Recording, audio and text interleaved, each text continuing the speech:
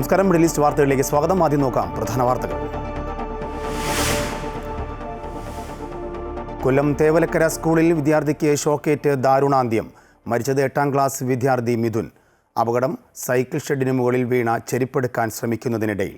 സ്വമേധയാ കേസെടുത്ത് മനുഷ്യാവകാശ കമ്മീഷൻ.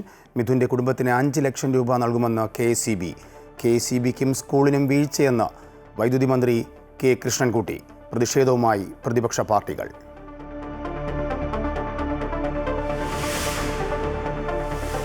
നിമിഷപ്രിയ കേസിൽ കാന്തപുരത്തിൻ്റെ ഇടപെടലിനെ കുറിച്ച് അറിയില്ല എന്ന് വിദേശകാര്യ മന്ത്രാലയം. നിമിഷപ്രിയയുടെ മോചനത്തിനായി കേന്ദ്രത്തിൻ്റെ ശ്രമം തുടരുമെന്നും വിദേശകാര്യ വക്താവ് രൺധീർ ജയ്സ്വാൾ.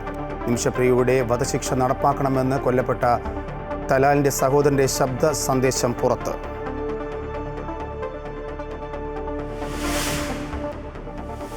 ഷാർജയിൽ മരിച്ച വിഭജികയുടെ മകൾ വൈഭവിക്ക് യാത്രാമൊഴി. മൃതദേഹം ദുബായ് ന്യൂ സോനപ്പൂരിലെ ശ്മശാനത്തിൽ സംസ്കരിച്ചു. തിങ്കളാഴ്ച വിഭജികയുടെ മൃതദേഹം നാട്ടിലേക്ക് കൊണ്ടുവരും.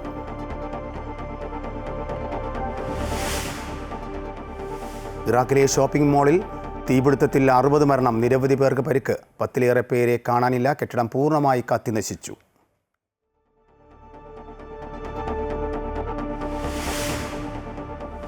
കുവൈറ്റിൽ വിവിധ സന്ദർശക വിസകൾക്ക് ഇനി ഓൺലൈൻ വഴി അപേക്ഷ സമർപ്പിക്കാം. കുവൈറ്റ് വിസ പ്ലാറ്റ്ഫോം വഴി സന്ദർശക വിസകൾ ലഭ്യമാക്കാൻ തീരുമാനം.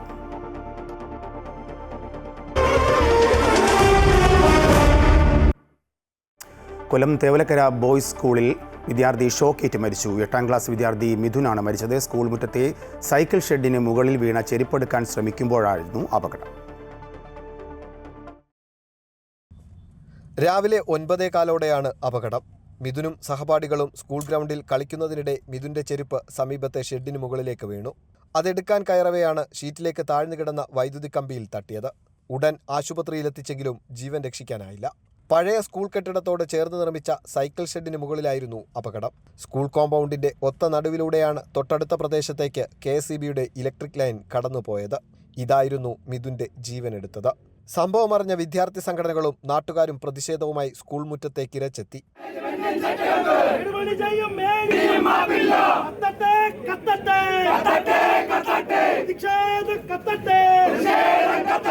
വൈദ്യുതി കമ്പി താഴ്ന്നുകിടക്കുന്ന വിവരം KCB-യെ അറിയിച്ചിരുന്നതായി സ്കൂൾ അധികൃതർ പറഞ്ഞൊഴിഞ്ഞു.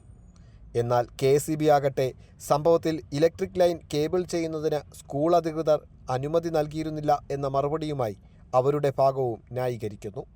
ശാസ്താംകോട്ട വലിയപാടം മനു ഭവനിൽ മനുവിൻ്റെ മകനാണ് 13-കാരനായ മിഥുൻ. പോസ്റ്റ്മോർട്ടത്തിനു ശേഷം മൃതദേഹം കുടുംബത്തിന് വിട്ടു നൽകി. വിദേശത്ത് ജോലി ചെയ്യുന്ന അമ്മ നാട്ടിലെത്തിയ ശേഷമാകും സംസ്കാരം. അമൃത ന്യൂസ്, കൊല്ലം. ഏറെ കഷ്ടപ്പാടുകൾ നിറഞ്ഞ ഒരു കുടുംബം. ആ കുടുംബത്തിലെ 2 ആൺമക്കളിൽ മൂത്തയാളായിരുന്നു മിഥുൻ. ഒരു നാട് ഒന്നടങ്കം ആ കുഞ്ഞിൻ്റെ വേർപാടിൽ വേദനിക്കുകയാണ്.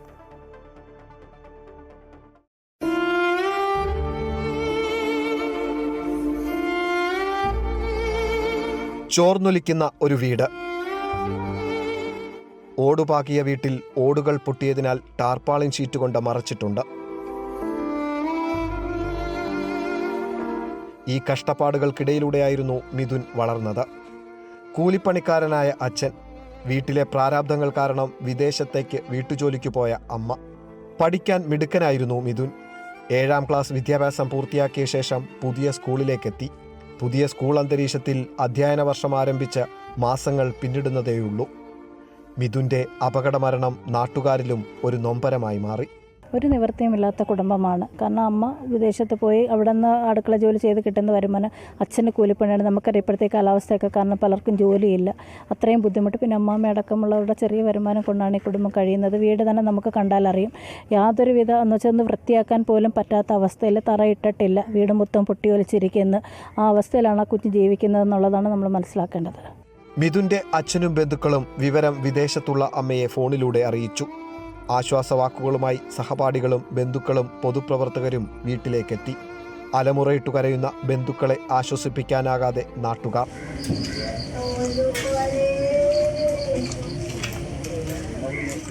ആരുടെയും കരളലിയിക്കുന്ന കാഴ്ച. പണിയില്ലായിരുന്നു. അപ്പൊ ഞാൻ വൈകിട്ട് നേരത്തെ വരാൻ മോനെന്നും പറഞ്ഞ് ഞാൻ പോരുന്നതാ. മോനെ അവിടെ കൊണ്ടാക്കിയിട്ടേ എനിക്ക് വേറെ ഒന്നും അറിയത്തില്ല. എൻ്റെ മോനെ ഞാൻ സ്കൂളിൽ കൊണ്ടാക്കിട്ടേ പോകുന്നേ. എനിക്ക് അത്ര അറിയത്തുള്ളൂ.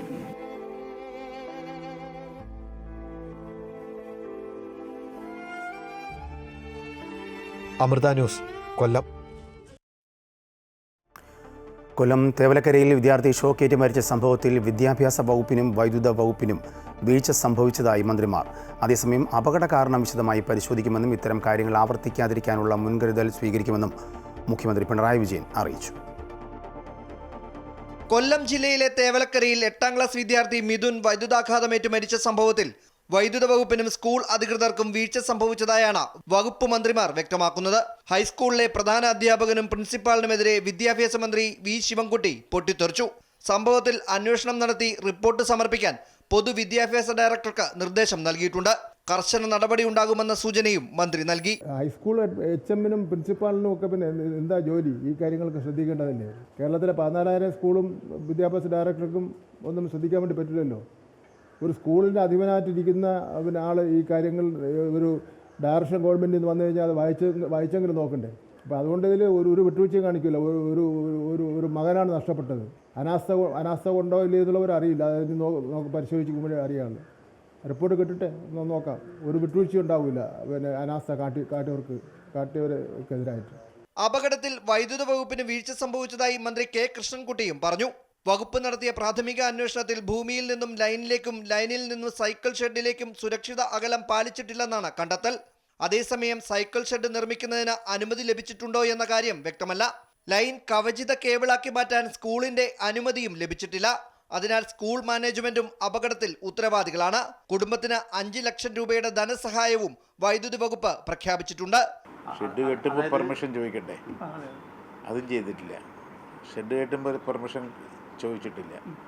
എന്നിട്ട് കവേർഡ് കണ്ടക്ടർ ഉണ്ടാക്കാൻ വേണ്ടിയിട്ടുള്ള പ്രപ്പോസൽ കൊടുത്തു മാനേജ്മെൻറ്റിന്. ഒരു പോസ്റ്റ് അവിടെ ഇടണം. പക്ഷെ അതിന് അനുമതി അത്ര എളുപ്പം കൊടുത്തിട്ടില്ല. ഈ അങ്ങനെ ഒരു ലൈൻ എടുക്കാൻ പാടില്ലല്ലോ. അതും കൂടി കണ്ട രണ്ടാളും സ്കൂൾ മാനേജ്മെൻറ്റിൻ്റെ ഭാഗത്തുനിന്നും വീഴ്ചയുണ്ട്, KSEBിൻ്റെ ഭാഗത്ത് ഞാൻ വീഴ്ചയില്ല എന്നൊന്നും പറയുന്നില്ല. അതുകൊണ്ട് ഇവർക്കിപ്പോൾ ഒരു 5 ലക്ഷം രൂപ കൊടുക്കുന്നില്ല. ഇനി ബാക്കിയുള്ളത് അന്വേഷിച്ചിട്ട് ബാക്കിയുള്ളത് കൂടി കൊടുക്കും. അതേസമയം മിഥുന്റെ വിയോഗം അങ്ങേയറ്റം ദുഃഖകരമാണെന്നും വേദനിക്കുന്ന കുടുംബാംഗങ്ങളുടെയും സഹപാഠികളുടെയും അധ്യാപകരുടെയും ദുഃഖത്തിൽ പങ്കുചേരുന്നതായും മുഖ്യമന്ത്രി പിണറായി വിജയൻ അനുശോചന സന്ദേശത്തിൽ പറഞ്ഞു. അപകട കാരണം സർക്കാർ വിശദമായി പരിശോധിക്കും. മേലിൽ ഇത്തരം അപകടങ്ങൾ ഉണ്ടാകാതിരിക്കാനുള്ള എല്ലാ മുൻകരുതലും സ്വീകരിക്കുമെന്നും മുഖ്യമന്ത്രി അറിയിച്ചു. അമൃത ന്യൂസ്, തിരുവനന്തപുരം. സ്കൂളിൽ വിദ്യാർത്ഥി ഷോക്കേറ്റ് മരിച്ച സംഭവത്തിൽ സർക്കാരിനെതിരെ അതിരൂക്ഷ വിമർശനവുമായി പ്രതിപക്ഷ നേതാവ് വി.ഡി. സതീശൻ. വിദ്യാലയങ്ങളിൽ കുട്ടികളുടെ സുരക്ഷ ഉറപ്പാക്കാൻ സാധിക്കുന്നില്ല എങ്കിൽ എന്തിനാണ് ഇങ്ങനെയൊരു സർക്കാരും വിദ്യാഭ്യാസ വകുപ്പുമെന്ന് പ്രതിപക്ഷ നേതാവ് ചോദിച്ചു. ഒരു മകനെയാണ് അധികൃതരുടെ അനാസ്ഥയിൽ നഷ്ടപ്പെട്ടത്. സംസ്ഥാനത്തെ വിദ്യാലയങ്ങളിലെ ഭൗതിക സാഹചര്യങ്ങൾ ഓഡിറ്റ് ചെയ്യുവാൻ സർക്കാരും പൊതുവിദ്യാഭ്യാസ വകുപ്പും തയ്യാറാകണമെന്നും പ്രതിപക്ഷ നേതാവ് ആവശ്യപ്പെട്ടു. വിദ്യാർത്ഥിക്ക് ഷോക്കേറ്റ് മരിച്ച സംഭവം അതീവ ദുഃഖകരമെന്ന് CPM സംസ്ഥാന സെക്രട്ടറി MV ഗോവിന്ദൻ. സംഭവത്തിൽ കൃത്യമായ അന്വേഷണം നടത്തി മുന്നോട്ടു പോകാനാണ് സർക്കാരിൻ്റെ തീരുമാനം. സ്കൂൾ മാനേജ്മെൻറ്റ് ജനകീയ സമിതിയാണ്. അതിൽ പാർട്ടിക്കാർ ഉൾപ്പെടെ എല്ലാവരുമുണ്ട്. വീഴ്ച ഉണ്ടായിട്ടുണ്ടെങ്കിൽ തിരുത്തി മുന്നോട്ടു പോകുമെന്നും MV ഗോവിന്ദൻ പറഞ്ഞു. അപകടത്തെ രാഷ്ട്രീയ മുതലെടുപ്പിന് വേണ്ടി പ്രതിപക്ഷം വിനിയോഗിക്കരുതെന്നും എന്തെങ്കിലും സംഭവമുണ്ടായാൽ ഉടനെ കലാപവുമായി ഇറങ്ങരുതെന്നും MV ഗോവിന്ദൻ വിമർശിച്ചു. അതീവ ദുഃഖകരമായ ഒരു സംഭവമാണ് ഘട്ടാന്തരം വിദ്യാർത്ഥിയായ മിഥുൻ്റെ മരണം. അത് സംബന്ധിച്ച് ആവശ്യമായ പരിശോധനയും നിലപാട് സ്വീകരിച്ചു പോകുന്നതാണ് ഗവൺമെൻറ്റിൻ്റെ നിലപാട്. ഞങ്ങളതിനോട് പൂർണ്ണമായിട്ട് യോജിക്കുകയാണ്. പാർട്ടി ഭരിച്ചാലും ഭരിച്ചില്ല, പാർട്ടിക്ക് ഭരിക്കാനുള്ള സ്കൂളൊന്നുമില്ല ഇവിടെ. അതായത് ജനകീയ സമിതിയാണ്. വെറുതെ ആവശ്യമില്ലാതെ രാഷ്ട്രീയത്തിലേക്ക് കടത്താൻ വേണ്ടി ശ്രമിക്കുകയാണ് മാത്രമേ ഉള്ളൂ. അതൊരു ജനകീയ സമിതിയാണ്. ആ ജനകീയ സമിതിയിൽ പാർട്ടിക്കാർ ഉൾപ്പെടെ എല്ലാവരും ഉണ്ട്. വീഴ്ച പറ്റിയിട്ടുണ്ടെങ്കിൽ തിരുത്തി ആവശ്യമായി മുമ്പോട്ടേക്ക് പോകാൻ വേണം. അതിന് ഞങ്ങൾക്ക് തർക്കമൊന്നുമില്ല. നിമിഷപ്രിയയുടെ മോചനത്തിനായി കാന്തപുരം AP അബൂബക്കർ മുസ്ലിയാറിൻ്റെ ഇടപെടലിനെക്കുറിച്ച് അറിയില്ല എന്ന് വിദേശകാര്യ മന്ത്രാലയം. മോചനത്തിനായി എല്ലാ ശ്രമങ്ങളും കേന്ദ്ര സർക്കാർ നടത്തുന്നുണ്ടെന്നും വിദേശകാര്യ മന്ത്രാലയം വക്താവ് രൺധീർ ജയ്സ്വാൾ പറഞ്ഞു. As far as the role of the entity that you mentioned, I have no information to share on this account. This is a very sensitive matter and the Government of India has been offering all possible assistance in the case.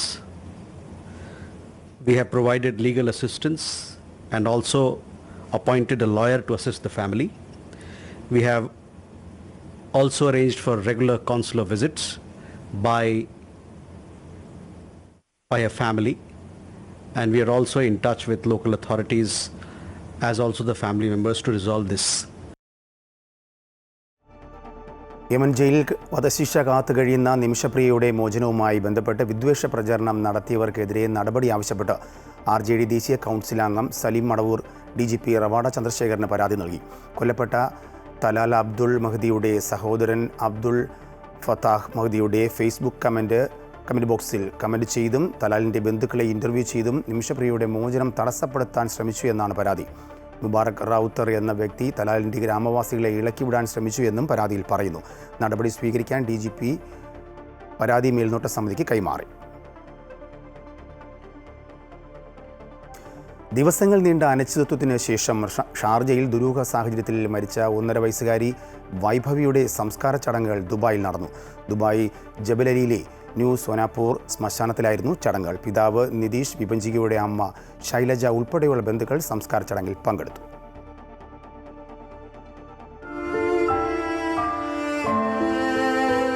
ഈ മാസം 8-ാം തീയതിയാണ് ദുബായിലെ സ്വകാര്യ സ്ഥാപനത്തിൽ HR മാനേജരായ കൊല്ലം കേരളപുരം സ്വദേശിനി വിഭജികയെയും മകൾ 1.5 വയസ്സുകാരി വൈഭവിയെയും ഷാർജയിലെ ഫ്ളാറ്റിൽ തൂങ്ങി മരിച്ച നിലയിൽ കണ്ടെത്തിയത്. മകളെ കൊലപ്പെടുത്തിയതിനു ശേഷം വിഭജിക തൂങ്ങി മരിക്കുകയായിരുന്നു. ഭർത്താവുമായുള്ള അകൽച്ചയും കുടുംബ പ്രശ്നങ്ങളുമാണ് ആത്മഹത്യ ചെയ്യാനുള്ള കാരണങ്ങളെന്ന് സൂചിപ്പിക്കുന്ന വിഭജികയുടെ കുറിപ്പുകളും പിന്നാലെ സമൂഹ മാധ്യമങ്ങളിലൂടെ പുറത്തുവന്നു. വിഭജികയുടെയും മകളുടെയും മൃതദേഹങ്ങൾ നാട്ടിൽ സംസ്കരിക്കാൻ കൊണ്ടുപോകണം എന്നാവശ്യപ്പെട്ട് വിഭജികയുടെ അമ്മ ശൈലജയും സഹോദരനും ഷാർജയിലെത്തിയിരുന്നു. എന്നാൽ കുഞ്ഞിന്റെ മൃതദേഹം UAE-യിൽ തന്നെ സംസ്കരിക്കണമെന്ന നിലപാടിൽ പിതാവ് നിതീഷ് ഉറച്ചുനിന്നു. തർക്ക പരിഹാരത്തിനായി ദുബായിലെ ഇന്ത്യൻ കോൺസുലേറ്റ് ഇടപെട്ടു. പക്ഷേ UAE-യിലെ നിയമമനുസരിച്ച് ഇക്കാര്യത്തിൽ അന്തിമ തീരുമാനം എടുക്കുവാനുള്ള അവകാശം പിതാവെന്ന നിലയിൽ നിതീഷിൻ്റെതായതിനാൽ ഒടുവിൽ വിഭജികയുടെ കുടുംബവും ഇതിനോട് യോജിച്ചു. കുഞ്ഞിന്റെ മൃതദേഹം വെച്ച് മത്സരത്തിനില്ല എന്നായിരുന്നു വിഭജികയുടെ അമ്മയുടെയും സഹോദരന്റെയും പ്രതികരണം. അവർ പറയുന്ന പോലെ നടക്കട്ടെ കാര്യങ്ങൾ എന്നുള്ള രീതിയിൽ അവരുമായിട്ട് സമ്മതിച്ചു. അതായത് വിഭജികയുടെ ശരീരം നമുക്ക് തരും, കുട്ടിയുടെ കാര്യങ്ങൾ ഇവിടെ അവർ ചെയ്യും, നമ്മളും കൂടെ നിൽക്കുമ്പോൾ, അതായത് നമ്മളെയും കൂടെ ഉൾപ്പെടുത്തിയിട്ട് അവർ കാര്യങ്ങൾ ചെയ്യും എന്നുള്ള രീതിയിൽ അങ്ങനെയാണ് പിരിഞ്ഞിരിക്കുന്നത്. ദിവസങ്ങൾ നീണ്ട അനിശ്ചിതത്വത്തിനൊടുവിൽ ദുബായിലെ ന്യൂ സോനാപൂർ ശ്മശാനത്തിൽ 1.5 വയസ്സുകാരി വൈഭവിയുടെ സംസ്കാരം നടന്നു. പിതാവ് നിതീഷും വിഭജികയുടെ അമ്മ ശൈലജയും സഹോദരനും അടക്കമുള്ള ബന്ധുക്കൾ ചടങ്ങിൽ പങ്കെടുത്തു. പോസ്റ്റ്മോർട്ടം നടപടികൾ പൂർത്തിയായ വിഭജികയുടെ മൃതദേഹം തിങ്കളാഴ്ച നാട്ടിലേക്ക് കൊണ്ടുപോകുമെന്ന് ബന്ധുക്കൾ അറിയിച്ചു. Amrita news, Dubai. കേരള സർവകലാശാലയിൽ രജിസ്ട്രാർ വൈസ് ചാൻസലർ പോര് തുടരുന്നു. കേരള സർവകലാശാല രജിസ്ട്രാർ KS അനിൽകുമാറിനെ ഒഴിവാക്കി vice chancellor Mohan Kunnummal online യോഗം ചേർന്നു. വിദേശ വിദ്യാർത്ഥികളുടെ പ്രവേശനം സംബന്ധിച്ച യോഗമാണ് ഓൺലൈനായി ചേർന്നത്. രജിസ്ട്രാറെ ഒഴിവാക്കി ഓൺലൈനായി യോഗം ചേർന്നതിൽ വലിയ പ്രതിഷേധമാണ് സിൻഡിക്കേറ്റിന്റെ ഭാഗത്തുനിന്നും ഉയർന്നത്. സെനറ്റ് ഹാളിലെ ഭാരതാംബ ചിത്ര വിവാദത്തിൽ തുടങ്ങിയ രജിസ്ട്രാർ VC പോരാണ് സർവകലാശാലയിലെ ഭരണപ്രതിസന്ധിയിലെത്തി നിൽക്കുന്നത്. ഭരണ നടപടികളിൽ 2 ആഴ്ചക്കാലമായി അനിശ്ചിതത്വം തുടരുകയാണ്. സർവകലാശാല രജിസ്ട്രാർ KS അനിൽകുമാറും പകരം ചുമതല നൽകിയ ഡോക്ടർ മിനി കാപ്പനും സർവകലാശാലയിൽ എത്തുന്നുണ്ടെങ്കിലും പ്രതിസന്ധി തീരുന്നില്ല. സസ്പെൻഡ് ചെയ്ത രജിസ്ട്രാറിന് ഫയൽ നൽകാനോ ഫയലുകളിൽ തീരുമാനമെടുക്കാനുള്ള അധികാരം നൽകാനോ വൈസ് ചാൻസലർ തയ്യാറാകുന്നില്ല. താൽക്കാലിക രജിസ്ട്രാറായി ചുമതല നൽകിയിട്ടുള്ള മിനി കാപ്പന് ഫയലുകളിൽ തീരുമാനമെടുക്കാനുള്ള സാഹചര്യം സർവകലാശാല ഭരണ സംവിധാനത്തിൽ ഉണ്ടാകുന്നുമില്ല എന്നതാണ് ഭരണസ്തംഭനാവസ്ഥയ്ക്ക് കാരണം. സാധാരണഗതിയിൽ വൈസ് ചാൻസലറും സർവകലാശാല രജിസ്ട്രാറും തമ്മിൽ അഭിപ്രായ ഭിന്നതയുണ്ടായാൽ ചാൻസലർ എന്ന നിലയിൽ ഗവർണർ ഇടപെടേണ്ടതാണ്. VCയുടെ തീരുമാനം ചാൻസലർ ശരിവച്ചാൽ KS അനിൽകുമാറിന് ഈ വിഷയത്തിൽ കോടതിയെ സമീപിക്കാനുമാകും. ഇക്കാര്യത്തിൽ ഗവർണറും മൗനം തുടരുകയാണ്. ഡോക്ടർ KS അനിൽകുമാറിന് ഔദ്യോഗിക വാഹനം നൽകേണ്ടെന്ന് VC നിർദ്ദേശം നൽകിയിരുന്നു. എന്നാൽ താൻ സർവകലാശാല നിയമപ്രകാരം രജിസ്ട്രാറായി തുടരുകയാണെന്നും ഔദ്യോഗിക വാഹനം ഉപയോഗിക്കാൻ തടസ്സമില്ലെന്നുമാണ് രജിസ്ട്രാറുടെ വാദം. ബുധനാഴ്ച അനിൽകുമാർ എത്തിയതും ഔദ്യോഗിക വാഹനത്തിലാണ്. അനിൽകുമാറിനെ ഒഴിവാക്കി വൈസ് ചാൻസലർ മോഹൻ കുന്നുമ്മൽ ബുധനാഴ്ച ഓൺലൈൻ യോഗം ചേർന്നു. വിദേശ വിദ്യാർത്ഥികളുടെ പ്രവേശനം സംബന്ധിച്ച യോഗമാണ് ഓൺലൈനായി ചേർന്നത്. സംഭവത്തിൽ വലിയ പ്രതിഷേധമാണ് സിൻഡിക്കേറ്റിന്റെ ഭാഗത്തുനിന്നും ഉയരുന്നത്. സർവകലാശാലയിൽ ഭരണ അനിശ്ചിതത്വം തുടരുമ്പോൾ തുലാസിലാകുന്നത് വിദ്യാർത്ഥികളുടെ ഭാവിയാണ്. VC പരിഗണിക്കേണ്ട ഫയലുകളുടെ എണ്ണം കുത്തനെ കൂടുന്നു. പുതിയ കോഴ്സ് അനുവദിക്കൽ, സീറ്റ് വർധന തുടങ്ങിയ കാര്യങ്ങളും പ്രതിസന്ധിയിലാണ്. അമൃത ന്യൂസ്, തിരുവനന്തപുരം. തൃശൂർ പൂരം കലക്കലിൽ ADGP MR അജിത് കുമാറിനെതിരെ മന്ത്രി കെ രാജൻ അന്വേഷണ സംഘത്തിന് മൊഴി നൽകി. പൂരം കലക്കലിന് പിന്നിൽ ഗൂഢാലോചനയുണ്ട് എന്നാണ് മന്ത്രി മൊഴി നൽകിയിരിക്കുന്നത്. DIG തോംസൺ ജോസ് മന്ത്രിയുടെ മൊഴി രേഖപ്പെടുത്തി പലതവണ വിളിച്ചിട്ടും ADGP ഫോൺ എടുത്തില്ല എന്ന് മന്ത്രി മൊഴി നൽകി. കഴിഞ്ഞ ദിവസം ഔദ്യോഗിക വസതിയിലെത്തിയാണ് മന്ത്രി കെ രാജന്റെ മൊഴി പ്രത്യേക അന്വേഷണ സംഘം രേഖപ്പെടുത്തിയത്.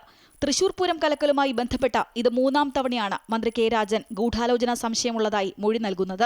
തൃശൂർ പൂരം നടത്തിപ്പിന്റെ ചുമതല ഔദ്യോഗികമായി നൽകി സർക്കാർ നിയോഗിച്ച മന്ത്രി കൂടിയാണ് കെ രാജൻ. പൂരത്തിന്റെ ദിവസം രാവിലെ തിരുവമ്പാടി ദേവസ്വം പ്രതിനിധികളും സിറ്റി പോലീസ് കമ്മീഷണർ അങ്കിത് അശോകും തമ്മിൽ വാക്കുതർക്കമുണ്ടായപ്പോൾ ഔദ്യോഗിക ഡ്യൂട്ടിയിലുണ്ടായിരുന്ന ADGP MR അജിത് കുമാറിനെ താൻ കാര്യങ്ങൾ ധരിപ്പിച്ചിരുന്നു. പ്രശ്നങ്ങളൊന്നും ഉണ്ടാകാതെ നോക്കുമെന്ന് ADGP ഉറപ്പു നൽകിയിരുന്നു. എന്നാൽ പിന്നീട് പൂരം കലങ്ങിയ സമയത്ത് നിരവധി തവണ MR അജിത് കുമാറിനെ ബന്ധപ്പെട്ടുവെങ്കിലും അദ്ദേഹം ഫോൺ എടുത്തിരുന്നില്ല. തന്റെ ഫോണിലേക്ക് ADGP തിരിച്ചു വിളിച്ചതുമില്ല എന്നാണ് മന്ത്രി കെ രാജൻ മൊഴി നൽകിയത്. പിന്നീട് അന്വേഷിച്ചപ്പോൾ ADGP സ്വകാര്യ യാത്ര പോയി എന്നാണ് അറിയാൻ കഴിഞ്ഞത്. ഇതൊക്കെ ചേർത്ത് വായിക്കുമ്പോൾ ഒരു ഗൂഢാലോചന സംശയിക്കുന്നതായാണ് മന്ത്രിയുടെ മൊഴി. ആർക്ക് നേരെയും വിരൽ ചൂണ്ടിയിട്ടില്ല എങ്കിലും പലരെയും സംശയത്തിന്റെ നിഴലിൽ നിർത്തുന്ന രീതിയിലാണ് മന്ത്രി മൊഴി നൽകിയിരിക്കുന്നത്. പ്രത്യേക അന്വേഷണ സംഘം തലവനും തിരുവനന്തപുരം സിറ്റി പോലീസ് കമ്മീഷണറുമായ DIG തോംസൺ ജോസാണ് മൊഴി രേഖപ്പെടുത്തിയത്. ADGP MR അജിത് കുമാറിനെതിരെ ആരോപണം ശക്തമാകുന്ന സാഹചര്യത്തിൽ വീഴ്ച പറ്റിയെന്ന DGPയുടെ അന്വേഷണ റിപ്പോർട്ടിൽ സർക്കാർ എന്ത് നടപടി സ്വീകരിക്കുമെന്നാണ് ഇനി അറിയേണ്ടത്. അമൃത ന്യൂസ്, തിരുവനന്തപുരം. കുവൈറ്റിൽ വിവിധ വിഭാഗം സന്ദർശക വിസകൾ കുവൈറ്റ് വിസ പ്ലാറ്റ്ഫോം വഴി ലഭ്യമാക്കാൻ തീരുമാനം. ഇതിനായി സർക്കാർ കാര്യാലയങ്ങൾ സന്ദർശിക്കാതെ ഓൺലൈനായി അപേക്ഷ സമർപ്പിക്കാം. 1 മാസത്തെ കാലാവധി നൽകിയാണ് കുടുംബ സന്ദർശക വിസ അനുവദിക്കുന്നത്. ഇതിനായി കുവൈറ്റിലുള്ള ബന്ധുവാണ് അപേക്ഷ സമർപ്പിക്കേണ്ടത്. വിനോദസഞ്ചാരത്തിനും വിനോദ ആവശ്യങ്ങൾക്കുമായി രാജ്യം സന്ദർശിക്കാൻ ആഗ്രഹിക്കുന്ന വ്യക്തികൾക്കാണ് ടൂറിസ്റ്റ് വിസ അനുവദിക്കുക. 90 ദിവസത്തെ കാലാവധിയാണ് ടൂറിസ്റ്റ് വിസയ്ക്ക് ഉണ്ടായിരിക്കുക. ബിസിനസ് ആവശ്യങ്ങൾക്കായോ മീറ്റിങ്ങുകളിലും കോൺഫറൻസുകളിലും പങ്കെടുക്കുവാനോ പ്രാദേശിക കമ്പനികളുമായി പങ്കാളിത്തം സ്ഥാപിക്കാനോ ആഗ്രഹിക്കുന്ന വ്യക്തികൾക്കാണ് വാണിജ്യ വിസ അനുവദിക്കുക. ബിസിനസ്സുകാർ, കമ്പനി പ്രതിനിധികൾ അല്ലെങ്കിൽ വിദേശ സ്ഥാപനങ്ങൾ, ഹോട്ടലുകൾ, പ്രധാന കമ്പനികൾ എന്നിവയിലെ ജീവനക്കാർക്കാണ് 30 ദിവസത്തെ കാലാവധിയിൽ ബിസിനസ് വിസ അനുവദിക്കുക. കുവൈറ്റിൽ തൊഴിലാളികളുടെ പ്രതിമാസ വേതനം പ്രാദേശിക ബാങ്കുകളിൽ നിക്ഷേപിക്കാത്ത സ്വകാര്യ സ്ഥാപനങ്ങളുടെ ഫയലുകൾ മരവിപ്പിക്കുന്ന നടപടികൾ ആരംഭിച്ചതായി മാനവശേഷി സമിതി അധികൃതർ അറിയിച്ചു. സ്വകാര്യ മേഖലയിലെ തൊഴിൽ നിയമങ്ങളും ഭേദഗതി ചെയ്ത ചട്ടങ്ങളും ലംഘിച്ച തൊഴിലുടമകളുടെ ഫയലുകളാണ് താൽക്കാലികമായി മരവിപ്പിച്ചതെന്ന് പ്രാദേശിക ദിനപത്രം റിപ്പോർട്ട് ചെയ്തു. 1ാം ഉപപ്രധാനമന്ത്രിയും ആഭ്യന്തരമന്ത്രിയുമായ ഷെയ്ഖ് ഫഹദ് അൽ യൂസഫിൻ്റെ നിർദ്ദേശത്തെ തുടർന്നാണ് നടപടി. 5 തൊഴിലാളികളിൽ കുറയാത്ത ജീവനക്കാരുള്ള തൊഴിലുടമകൾ ജീവനക്കാരുടെ പ്രതിമാസ വേതനം പ്രാദേശിക ധനകാര്യ സ്ഥാപനങ്ങളിലെ അക്കൗണ്ടുകളിൽ നിക്ഷേപിക്കണമെന്നാണ് നിയമം. ഇത്തരം സ്ഥാപനങ്ങളിലെ തൊഴിലാളികൾക്ക് നിയമപരമായി പ്രവർത്തിക്കുന്ന മറ്റൊരു സ്ഥാപനത്തിലേക്ക് തൊഴിൽ മാറ്റം നടത്തുന്നതിനും തടസ്സങ്ങൾ നേരിടാത്ത വിധത്തിലാണ് നടപടി സ്വീകരിച്ചിരിക്കുന്നത്. വിദ്യാർത്ഥികൾക്കും വിദ്യാലയങ്ങളിലെ ജീവനക്കാർക്കും വേണ്ടി ദുബായിലെ പെയ്ഡ് പാർക്കിംഗ് സേവനദാതാക്കളായ പാർക്കിൻ പ്രതിമാസ പാർക്കിംഗ് പദ്ധതി അവതരിപ്പിച്ചു. മാസം 100 ദിർഹം മുതൽ ആരംഭിക്കുന്ന പ്രതിമാസ പാർക്കിംഗ് ടിക്കറ്റുകൾ ഇതിലൂടെ വാങ്ങാം. സ്വന്തമായി വാഹനമുള്ള വിദ്യാർത്ഥികൾക്കും ജീവനക്കാർക്കും പാർക്കിംഗ് പെർമിറ്റ് സബ്സ്ക്രൈബ് ചെയ്യാമെന്ന് പാർക്കിൻ അറിയിച്ചു. ക്യാമ്പസിൻ്റെ 500 മീറ്റർ ചുറ്റിലുള്ള വിവിധ സോണുകളിലെ പാർക്കിംഗ് ഇടങ്ങൾ ഇത്തരത്തിൽ സബ്സ്ക്രൈബ് ചെയ്യാം. ബഹുനില പാർക്കിംഗ് മന്ദിരങ്ങളിലേക്കുള്ള പാർക്കിംഗ് സബ്സ്ക്രിപ്ഷനും ലഭ്യമാണ്. പ്രതിമാസം 735 ദിർഹം മുതലാണ് ഇതിനുള്ള ഫീസ്. ഒമാനിൽ പ്രവർത്തിക്കുന്ന എല്ലാ എഞ്ചിനീയർമാർക്കും പ്രൊഫഷണൽ അക്രഡിറ്റേഷൻ നിർബന്ധമാണെന്ന് തൊഴിൽ മന്ത്രാലയം അറിയിച്ചു. പുതിയ വിസ നേടുന്നതിനും നിലവിലുള്ളത് പുതുക്കുന്നതിനും ഈ നിബന്ധന ബാധകമാണ്. ഒമാൻ സൊസൈറ്റി ഓഫ് എഞ്ചിനീയേഴ്സിലാണ് ഇതിനായുള്ള അപേക്ഷ നൽകേണ്ടത്. അക്കൗണ്ടിംഗ്, ഫിനാൻസ്, ഓഡിറ്റിംഗ് മേഖലകളിലും പ്രൊഫഷണൽ സർട്ടിഫിക്കേഷൻ നിർബന്ധമാക്കി തൊഴിൽ മന്ത്രാലയം ഉത്തരവ് പുറപ്പെടുവിച്ചിരുന്നു. ഈ വർഷം സെപ്റ്റംബർ 1 മുതൽ ഇത് പ്രാബല്യത്തിൽ വരും. കുറഞ്ഞ വിലയിൽ മികച്ച ഗുണമേന്മയുള്ള ഉൽപ്പന്നങ്ങൾ ലഭ്യമാക്കുന്ന ലുലുവിൻ്റെ വാല്യൂ കൺസെപ്റ്റ് സ്റ്റോറായ ലോട്ടിൻ്റെ 3 പുതിയ സ്റ്റോറുകൾ സൗദി അറേബ്യയിൽ തുറന്നു. മക്ക, സൈഹാദ്, ഈസ്റ്റേൺ പ്രൊവിൻസ്, റിയാദ് എന്നിവിടങ്ങളിലാണ് പുതിയ ലോട്ട് സ്റ്റോറുകൾ ആരംഭിച്ചത്. ലുലുവിന്റെ വാല്യൂ കൺസെപ്റ്റ് സ്റ്റോറായ ലോട്ടിന്റെ 3 പുതിയ സ്റ്റോറുകൾ സൗദി അറേബ്യയിൽ Lulu group chairman MA Yusuf അലിയുടെ സാന്നിധ്യത്തിൽ royal commission for Makkah city and holy site investment and partnership general manager doctor Waleed Bash Sulaiman ഉദ്ഘാടനം നിർവഹിച്ചു. Makkah municipality investment and planning director general engineer Yasser Attar, വ്യവസായ പ്രമുഖരായ engineer Abdul Aziz Al Sindi, Sheikh Ibrahim Al Rifai തുടങ്ങിയവരുടെ സാന്നിധ്യത്തിലായിരുന്നു ഉദ്ഘാടന ചടങ്ങ്.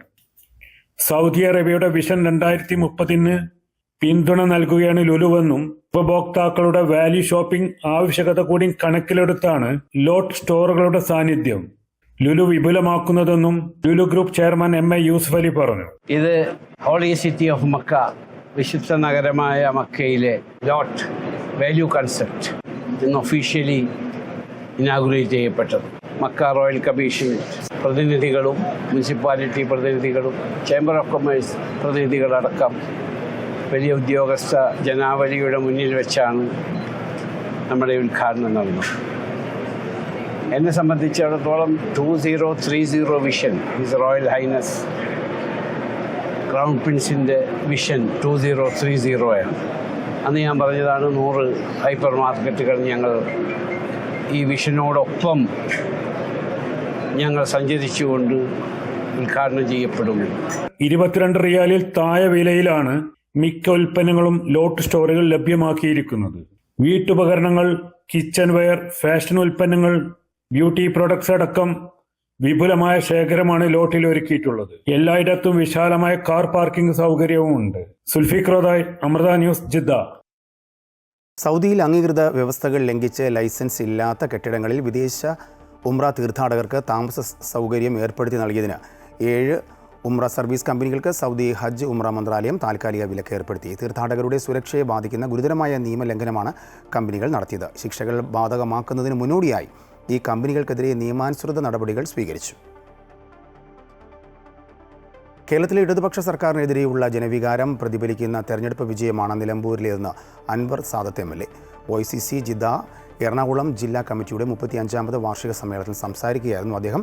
വാർഷികാഘോഷ പരിപാടിയിൽ ഗാനസന്ധിയും cinematic ഡാൻസും ഒപ്പന തുടങ്ങിയ കലാപരിപാടികളും അരങ്ങേറി. ഇറാഖിലെ ഷോപ്പിംഗ് മാളിൽ വൻ തീപിടുത്തം, 60 പേർ മരിച്ചു, നിരവധി പേർക്ക് പരിക്കേറ്റു. കിഴക്കൻ ഇറാഖിലെ അൽകൂട്ട് നഗരത്തിലെ ഹൈപ്പർ മാർക്കറ്റിലാണ് തീപിടുത്തമുണ്ടായത്.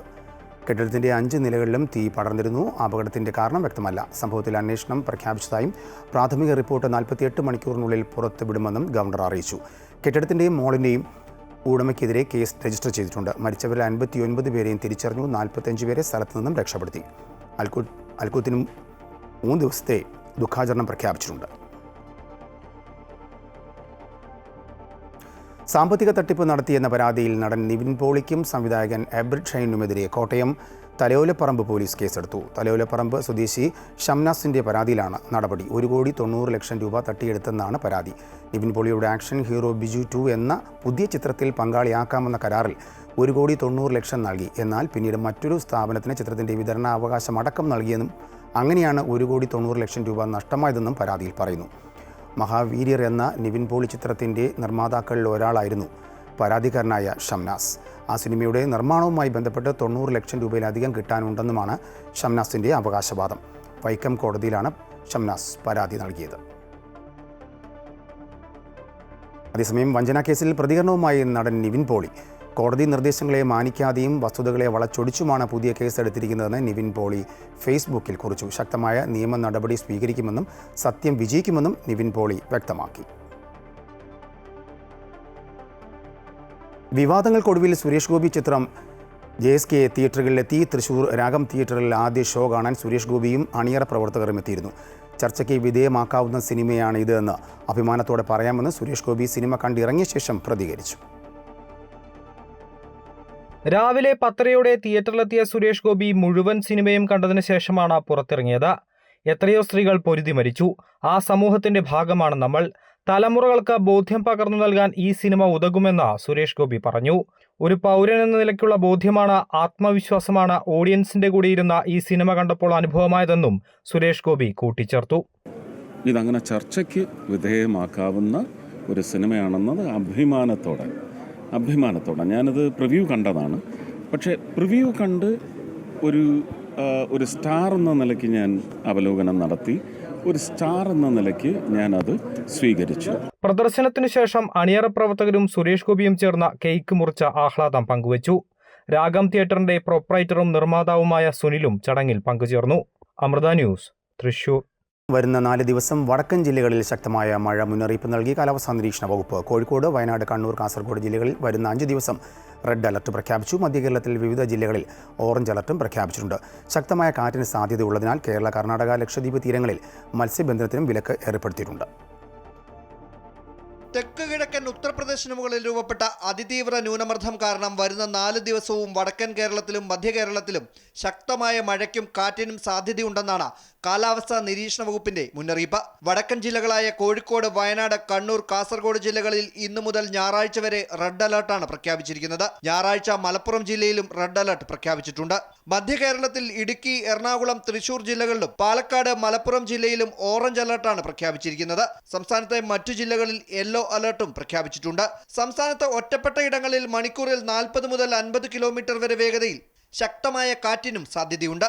ഇതിന്റെ അടിസ്ഥാനത്തിൽ കേരള, കർണാടക, ലക്ഷദ്വീപ് തീരങ്ങളിൽ മത്സ്യബന്ധനത്തിനും വിലക്ക് ഏർപ്പെടുത്തിയിട്ടുണ്ട്. റെഡ് അലർട്ട് പ്രഖ്യാപിച്ച ജില്ലകളിൽ പ്രത്യേക സുരക്ഷാ മുൻകരുതലുകൾ സ്വീകരിക്കുവാനും ആവശ്യമായ ദുരിതാശ്വാസ ക്യാമ്പുകൾ തുറക്കുവാനും സർക്കാർ നിർദ്ദേശം നൽകി. മണ്ണിടിച്ചിൽ ഭീഷണിയുള്ളതിനാൽ മലയോര മേഖലകളിലെ യാത്രയ്ക്കും ജാഗ്രതാ നിർദ്ദേശം നൽകിയിട്ടുണ്ട്. അമൃത ന്യൂസ്, തിരുവനന്തപുരം. മുൻ മുഖ്യമന്ത്രി ഉമ്മൻചാണ്ടിയുടെ 2ാം ചരമവാർഷികം നാളെ. കോട്ടയം പുതുപ്പള്ളി പള്ളിയിൽ രാവിലെ പ്രത്യേക പ്രാർത്ഥനാ ചടങ്ങുകളും തുടർന്ന് പള്ളിക്ക് മുമ്പിൽ തയ്യാറാക്കിയിരിക്കുന്ന പന്തലിൽ അനുസ്മരണ സമ്മേളനവും നടക്കും. രാഹുൽ ഗാന്ധി ഉദ്ഘാടനം ചെയ്യും. മുൻ മുഖ്യമന്ത്രി ഉമ്മൻചാണ്ടിയുടെ 2ാം ചരമവാർഷികം KPCCയുടെ നേതൃത്വത്തിൽ വിപുലമായ പരിപാടികളോടെ ആചരിക്കുമ്പോൾ Kottayam Puthuppally saint George orthodox വലിയ പള്ളിയിൽ പ്രത്യേക പ്രാർത്ഥനകളും ഉമ്മൻചാണ്ടിയുടെ കല്ലറയിൽ പുഷ്പാർച്ചനയും തുടർന്ന് അനുസ്മരണ സമ്മേളനവും നടക്കും. രാവിലെ 9-ന് ലോക്സഭാ പ്രതിപക്ഷ നേതാവ് രാഹുൽ ഗാന്ധി അനുസ്മരണ സമ്മേളനം ഉദ്ഘാടനം ചെയ്യും. ഉമ്മൻചാണ്ടി ഫൗണ്ടേഷൻ നിർമ്മിച്ചു നൽകുന്ന 11 വീടുകളുടെ താക്കോൽദാനവും രാഹുൽ ഗാന്ധി നിർവഹിക്കും. ലഹരിക്കെതിരെ നടത്തുന്ന ക്യാമ്പയിൻ്റെ ഭാഗമായി മീനടത്ത് നിർമ്മിക്കുന്ന ഉമ്മൻചാണ്ടി സ്പോർട്സ് അരീന ടർഫിൻ്റെ നിർമ്മാണ ഉദ്ഘാടനവും നടക്കും. ഞാൻ അദ്ദേഹത്തിൻ്റെ ഓർമ്മദിനത്തോടനുബന്ധിച്ച് 11 വീടുകൾ കൈമാറുന്നുണ്ട്. 50 വീടുകൾ കൈമാറുന്നതിൻ്റെ ഭാഗമായിട്ടുള്ള 11 വീടുകളാണ്. ഒരു വീട് ഓൾറെഡി കൈമാറി കഴിഞ്ഞിരിക്കുന്നു. അതുപോലെ തന്നെയാണ് ഉമ്മൻചാണ്ടി ഫൗണ്ടേഷൻ്റെ ആൻറ്റി ഡ്രഗ്സ് ക്യാമ്പയിൻ്റെ ഭാഗമായിട്ടുള്ള ഒരു ടർഫിൻ്റെ വർക്ക് ആരംഭിക്കുകയാണ്. അതന്നെ രാഹുൽജിയാണ് ചെയ്യുന്നത്. അതുപോലെ തന്നെയാണ് നമുക്ക് 10ഓളം hearing aid Dubai Incas doctor താഹിരയുടെ നേതൃത്വത്തിൽ നൽകുന്നത്. അത് ഞങ്ങൾ കൈമാറുന്നു. KPCCയുടെ ചാരിറ്റി ഇവിടുത്തെ കേൾവിശക്തി ഇല്ലാത്ത കുട്ടികൾക്ക് വേണ്ടി അവരുടെ ഒന്ന് നടക്കുന്നുണ്ട്. KPCC പ്രസിഡന്റ് സണ്ണി ജോസഫ് അധ്യക്ഷത വഹിക്കും. UDF നേതാക്കളും വിവിധ മതമേലധ്യക്ഷന്മാരും സമ്മേളനത്തിൽ പങ്കെടുക്കും. ഉമ്മൻചാണ്ടി അനുസ്മരണ പരിപാടിക്കായി പുതുപ്പള്ളി വലിയപള്ളി അങ്കണത്തിൽ 10,000-ഓളം പേർക്ക് ഇരിക്കാവുന്ന കൂറ്റൻ പന്തലാണ് ഒരുക്കിയിരിക്കുന്നത്. അമൃത ന്യൂസ്, കോട്ടയം. ഇനി കായിക വാർത്തകൾ നോക്കാം. ജപ്പാൻ ഓപ്പണിൽ നിന്നും ഇന്ത്യൻ പുരുഷ ഡബിൾസ് താരങ്ങളായ സ്വാതിക് ചിരാഗ് സഖ്യം പുറത്ത്. 2ാം റൗണ്ടിൽ ചൈനീസ് താരങ്ങളായ ലിയാങ് വാങ് ചെങ് സഖ്യമാണ് നേരിട്ടുള്ള സെറ്റുകൾക്ക് ഇന്ത്യൻ താരങ്ങളെ പരാജയപ്പെടുത്തിയത്. സ്കോർ 22-24, 14-21. ചൈനീസ് താരങ്ങളോട് സാത്വിക് ചിരാഗ് സഖ്യം തോൽക്കുന്നത് ഇത് 4ാം തവണയാണ്.